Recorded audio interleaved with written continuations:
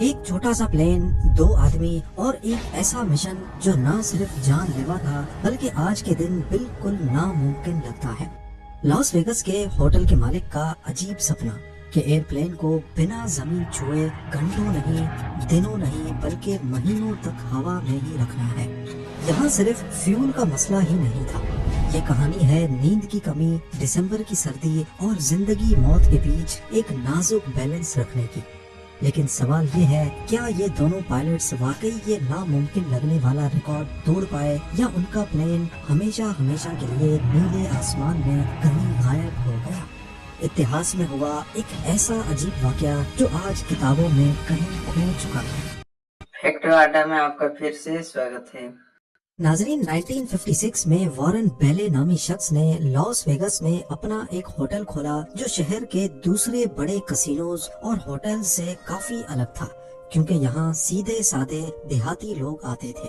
ہسینڈا نامی یہ ہوٹل اتنا مہنگا نہیں تھا اور یہی وجہ تھی کہ عام لوگ یہاں جانا پسند کرتے تھے، پر کیونکہ پروفٹ کافی کم تھا تو وارن بیلے اپنے ہوٹل کی مشہوری کے لیے نئے نئے آئیڈیاز سوچتا رہتا تھا۔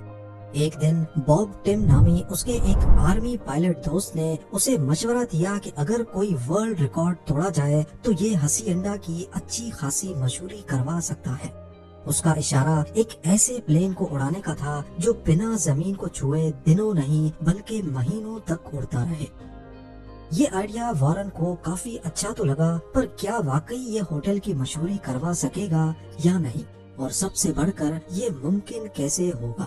یہاں ایک بات سمجھنا ضروری ہے کہ جب ہوائی جہاز ایجاد ہوا تو پہلے اس کے فلائٹ ٹائم کو سیکنڈز میں ریکارڈ کیا جاتا تھا۔ پائلٹس اور میکینکس کے لیے یہی امپورٹنٹ تھا کہ ایک ہوائی جہاز ہوا میں کتنی دیر تک اڑ سکتا ہے۔ وقت کے ساتھ ساتھ جہاز ایڈوانسڈ ہوتے گئے اور ان کا فلائٹ ٹائم بھی، اور ایک وقت ایسا آیا کہ بات فیول ٹینک پر آ کر رک گئی، یعنی جتنا بڑا فیول ٹینک ہوگا اتنا زیادہ فلائٹ ٹائم۔ 1923 میں اس مسئلے کو یو ایس آرمی نے ایک پلین کو ہوا میں ہی دوسرے پلین سے ری فیول کر کے حل کر دیا۔ بس اس کے بعد انڈیورنس فلائٹ کا پہلا ریکارڈ فوراً ہی توڑا گیا۔ پہلا ورلڈ ریکارڈ ایک DH-4B پلین نے ہوا میں 9 دفعہ ری فیول کر کے لگاتار 37 آورز تک فلائی کر کے توڑا۔ اس کے بعد یہ ورلڈ ریکارڈ توڑنے کا ایک نیا سلسلہ شروع ہو گیا۔ امریکہ کو انڈیورنس فلائٹ کا بخار چڑھ چکا تھا اور صرف 1929 میں یہ ریکارڈ 5 بار توڑا گیا۔ پر جس وقت باب ٹم یہ آئیڈیا وارن کو دے رہا تھا، اس وقت تک اس ورلڈ ریکارڈ کا زور کافی ٹوٹ چکا تھا، کیونکہ اب بات جہاز کے انجن یا فیول ٹینک کی حدوں کی نہیں بلکہ انسان کی جسمانی حدوں کو ٹیسٹ کرنے کی تھی۔ باب ٹم ایک ایسا ورلڈ ریکارڈ توڑنے کی بات کر رہا تھا جو 1949 میں 2 نیوی پائلٹس نے ایرونکا سیڈان نامی جہاز 46 دنوں تک ہوا میں رکھ کر بنایا تھا، اور ان کا جو مقصد تھا وہ میڈیا میں کافی ہائی لائٹ بھی ہوا۔ ہسینڈا کے مالک وارن بیلے کو یہ آئیڈیا اپنے ہوٹل کو پروموٹ کرنے کے لیے کافی اچھا لگا، اور اس نے باب ٹم سے ہی ریکویسٹ کی کہ وہی اس مشن کو پورا کرے، کیونکہ آخر کار باب ٹم ایک جانا مانا ورلڈ وار 2 کا پائلٹ رہ چکا تھا۔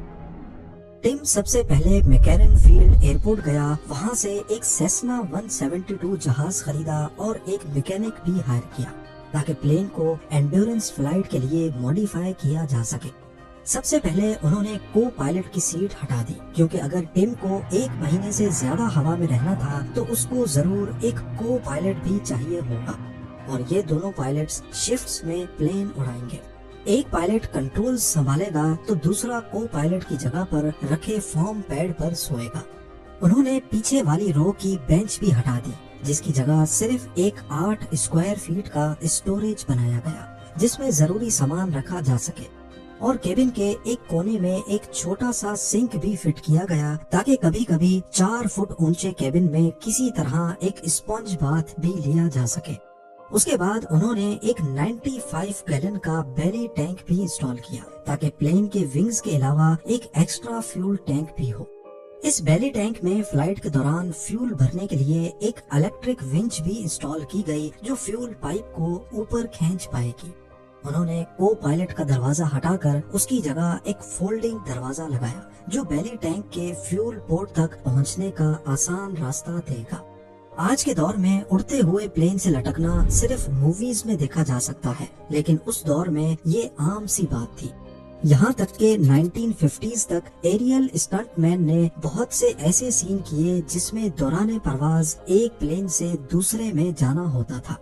ریفیولنگ کو کم سے کم خطرناک بنانے کے لیے کو پائلٹ کے دروازے کے باہر ایک فولڈ ہونے والا چھوٹا سا پلیٹ فارم بھی بنایا گیا تاکہ اس کے اوپر کھڑے ہو کر پائپ کو بیلی ٹینک کے پورٹ سے کنیکٹ کیا جا سکے، اور یہ پلیٹ فارم پلین میں واحد ایسی جگہ تھی جہاں سیدھا کھڑا ہوا جا سکتا تھا، ورنہ سیسنا 172 کے اندر صرف بیٹھنے یا لیٹنے کی جگہ ہو سکتی تھی۔ انہوں نے پلین کے انجن میں بھی کافی چینجز کی اور پلین کے باہر بڑا بڑا ہیسینڈا لکھ دیا، جو کہ اس پورے مشن کا سب سے اہم مقصد تھا۔ اب باری تھی ٹیسٹ فلائٹس کرنے کی۔ 1958 کی گرمیوں میں ٹیسٹ فلائٹس کا آغاز ہوا، پر مسئلے ایک کے بعد ایک جنم لینے لگے۔ ٹم نے پہلے جو کو پائلٹ ہائر کیا تھا ان دونوں کی آپس میں بنتی نہیں تھی۔ ٹیسٹ فلائٹس کے دوران اکثر دونوں کسی نہ کسی بات پر ایک دوسرے سے اختلاف کرتے رہتے تھے۔ پہلی ٹیسٹ فلائٹ ناکام ہوئی، دوسری بھی ناکام، اور تیسری میں دونوں کا ایسا جھگڑا ہوا کہ ٹم نے کو پائلٹ کو جاب سے نکال دیا۔ مسئلہ پلین کے انجن میں موجود ایگزاسٹ والو میں تھا جو کہ بار بار گرم ہو رہا تھا۔ انہوں نے 3 بار مشن کو لانچ کیا تھا پر بری طرح سے ناکام رہے۔ اوپر سے جس وقت وہ نیا ورلڈ ریکارڈ بنانے کے لیے اپنی ناکام ٹیسٹ فلائٹس کر رہے تھے، اسی وقت ڈیلس کے اوپر جم ہیتھ اور بل برکارٹ نامی پائلٹس اسی سیم سیسنا 172 جہاز پر 50 دن ہوا میں رہ کر ایک نیا ورلڈ ریکارڈ بنانے میں کامیاب ہو چکے تھے۔ ٹم نے دسمبر تک جہاز کے تمام مسئلے حل کیے اور آخر کار 4 دسمبر 1958 کو ہیسینڈا اپنی چوتھی اٹیمپٹ کے لیے میکارن فیلڈ سے ٹیک آف کر گیا۔ اس وقت international federation of auto mobile یعنی FAI کے آفیشلز بھی وہاں موجود تھے جو مشن پر نظر رکھ رہے تھے۔ فراڈ کے الزامات سے بچنے کے لیے ٹم اور اس کا نیا کو pilot John coke take of کر کے واپس رن وے پر آئے تاکہ ایک چیز کار پلین کے ٹائرز پر ایک اسپیشل وائٹ پینٹ کر سکے۔ اگر تو انہوں نے کہیں چپکے سے لینڈ کرنے کی کوشش کی تو یہ وائٹ پینٹ اتر جائے گا اور ورلڈ ریکارڈ کاؤنٹ نہیں ہوگا۔ 12 گھنٹوں کے بعد جب پہلی بار ری فیولنگ کا وقت آیا تو دونوں پہلے سے ایک طے شدہ روڈ کے اوپر آئے جہاں ایک ری فیولنگ ٹرک پہلے سے موجود تھا۔ جیسے ہی پلین روڈ کی سیدھ میں آیا تو ٹرک ڈرائیور نے اپنا فل ایکسلریٹر دبا دیا۔ اس وقت پلین کو اپنی کم سے کم اسپیڈ پہ فلائی کرنا تھا جو کہ 100 کلومیٹرز پر آور تھی، کیونکہ ٹرک اس سے زیادہ تیز نہیں چل سکتا تھا۔ جب ہیسینڈا ٹرک سے صرف 20 فٹ اوپر آ گیا اور دونوں آپس میں الائن ہو گئے تو کو پائلٹ نے ونچ نکال کر نیچے پھینک دی۔ ٹرک میں موجود ورکرز نے اس ونچ پر پائپ لگایا اور پھر ونچ کو اوپر کھینچ لیا گیا۔ یہ پائپ بیلی ٹینک کے پورٹ سے کنیکٹ کیا گیا اور پھر ٹرک کو اشارہ دیا کہ وہ فیول پمپ کو آن کرے۔ اگلے 3 منٹوں تک ہیسینڈا اور ٹرک بالکل ساتھ ساتھ تھے۔ اس دوران اگر چھوٹی سی بھی کوئی غلطی ہوئی یا دونوں میں سے کسی کی بھی اسپیڈ کم یا زیادہ ہوئی تو اس کا انجام صرف موت تھا۔ جب بیلی ٹینک بھر گیا تو کو پائلٹ نے پائپ نکال کر واپس نیچے پھینکا اور اگلے 12 گھنٹوں کے لیے دوبارہ آسمان میں اڑ گئے۔ اگر ان کو 50 دنوں کا ورلڈ ریکارڈ توڑنا تھا تو یہی پروسیس کم از کم 100 بار ریپیٹ کرنا ہوگا۔ ٹم اور کوک کچھ دنوں تک لاس ویگس کے اوپر ہی فلائی کرتے رہے تاکہ اگر جہاز میں کوئی مسئلہ ہو تو لینڈنگ اسٹرپ قریب ہی ہو، لیکن جب سب ٹھیک لگنے لگا تو انہوں نے کیلیفورنیا کے ویران میدانوں کے اوپر بھی کافی وقت گزارنا شروع کیا۔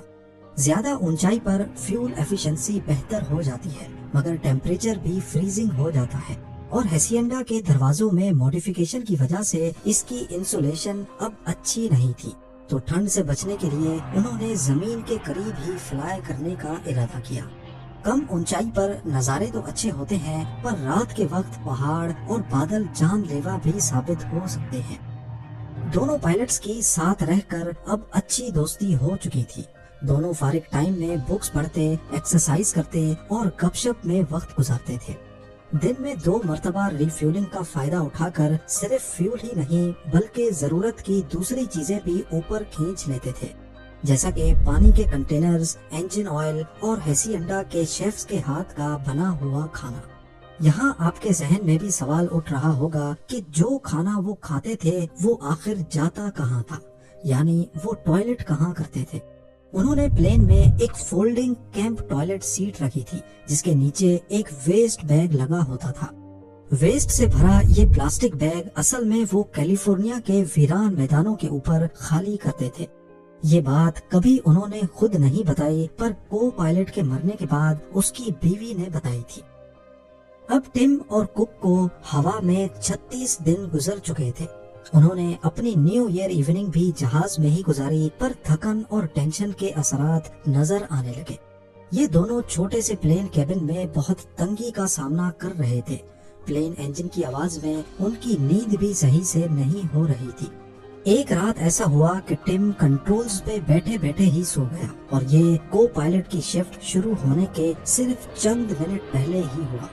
حیرت انگیز طور پہ اگلے 1 گھنٹے تک ٹم کی آنکھ نہیں کھلی اور جہاز صرف آٹو پائلٹ کے دم پر سیدھا فلائی کرتا رہا۔ جب ٹم کی آنکھ کھلی تو پلین ایک انجان جگہ پر ایک کینین کے اندر لو الٹیٹیوڈ پر فلائی کر رہا تھا۔ اگر کچھ منٹ اور تک ٹم کی آنکھ نہیں کھلتی تو جہاز کسی پہاڑی سے جا ٹکراتا، کیونکہ آٹو پائلٹ کی ذمہ داری پلین کو صرف سیدھا رکھنے کی تھی، نہ کہ آبسٹیکل سے بچانے کی۔ 12 جنوری کو یعنی ڈے 39 پر پلین میں ایک گمبھیر مسئلہ ہو گیا۔ پلین کا جنریٹر فیل ہو گیا، یعنی اب ریڈیو، لائٹس، ہیٹر اور بیلی ٹینک سے فیول کو ونگز میں پمپ کرنے کا سسٹم کام نہیں کرے گا۔ گراؤنڈ کریو نے ایک چھوٹا ونڈ ٹربائن اوپر بھیجا، پر یہ صرف اتنی الیکٹریسٹی جنریٹ کر سکتا تھا کہ ریڈیوز چل سکے۔ بچے ہوئے دنوں میں فیول کو مینولی ہاتھ سے پمپ کرنا پڑا۔ لائٹس نہ ہونے کی وجہ سے رات کے وقت ری فیولنگ کا پروسیس بھی بہت مشکل ہو گیا، خاص طور پر جب نیا چاند تھا۔ اس مسئلے کو انہوں نے ونچ پر ایک فلیش لائٹ باندھ کر حل کیا تاکہ گراؤنڈ کرو کو نظر آ سکے کہ پائپ کہاں اٹیچ کرنا ہے، اور ریفیولنگ ٹرک کے 300 فٹ آگے ایک دوسری ٹرک چلائی گئی جس پر سرچ لائٹ لگی تھی۔ اب مسئلے دن بدن مزید بڑھنے لگے۔ پلین کا فیول گیج خراب ہو گیا، ٹیکومیٹر فیل ہو گیا اور انجن میں کاربن جمنا شروع ہو گیا۔ جیسے ہی 23 جنوری کو ریکارڈ توڑنے کا وقت قریب آیا، ہیسینڈا کو آخر کار وہ پبلسٹی ملنی شروع ہوئی جو ہیسینڈا کے مالک بیلے چاہ رہا تھا۔ بیلے نے ہر بڑے شہر کے اوپر سے گزرنے کا ایک شیڈیول بنوا کر اخباروں میں پبلش کروایا تاکہ لوگ پلین کو دیکھ سکیں اور اس ہسٹورک مومنٹ کو کور کر سکیں۔ ایک دفعہ اس نے پورا ایک الگ پلین فوٹوگرافر سے بھر کر بھیجا جو ہیسینڈا کے ساتھ اڑا اور کچھ یادگار تصویریں بھی کھینچ سکا۔ اس مومنٹ کو بہترین بنانے کے لیے کو پائلٹ کک نے پلین سے باہر نکل کر ونڈ اسکرین صاف کرنے کا ناٹک بھی کیا۔ اخباروں نے یہ تصویر چھاپی اور پورا ملک اس ہسٹورک فلائٹ پر دھیان دینے لگا۔ 23 جنوری کو شام 3:52 PM پر ہیسینڈا نے 50 دن کا بنایا ہوا ریکارڈ توڑ دیا، لیکن جتنی محنت اور مشکلات انہوں نے یہ ریکارڈ توڑنے میں کاٹی تھی، ٹم اور کک نے فیصلہ کیا کہ وہ فی الحال لینڈ نہیں کریں گے، جب تک چل سکتا ہے ایسے ہی چلتا رہے، اور ایسے انہوں نے مزید 14 دن ہوا میں گزار دیے۔ آخر کار پلین اب اور زیادہ فلائی کرنے کے قابل نہیں بچا۔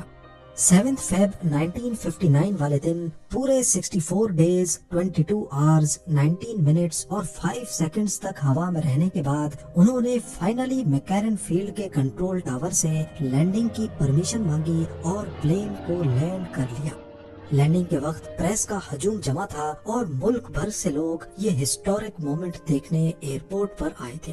اس میں سپورٹرز، ریکارڈ آفیشلز، جرنلسٹس، ٹم کی وائف اور بچے اور ہیسینڈا ہوٹل کا پورا اسٹاف شامل تھا۔ ٹم اور کک کی حالت اتنی خراب تھی کہ وہ اپنے دم پر پلین سے اترنے کے قابل بھی نہیں تھے۔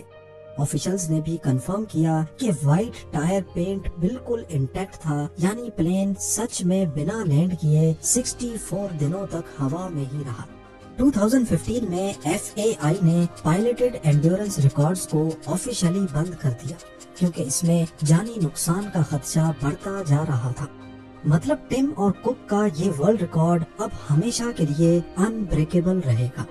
سیسنا 172 جس میں یہ ورلڈ ریکارڈ بنایا گیا تھا، میکیرن انٹرنیشنل ایئرپورٹ کے ٹرمینل 1 کے بیگیج کلیم ایریا میں لٹکا ہوا آج بھی لوگوں کو اپنی کہانی سنا رہا ہے۔ آپ لوگوں کے پیار بھرے کامنٹس کا بے حد شکریہ۔ ملتے ہیں اگلی شاندار ویڈیو میں۔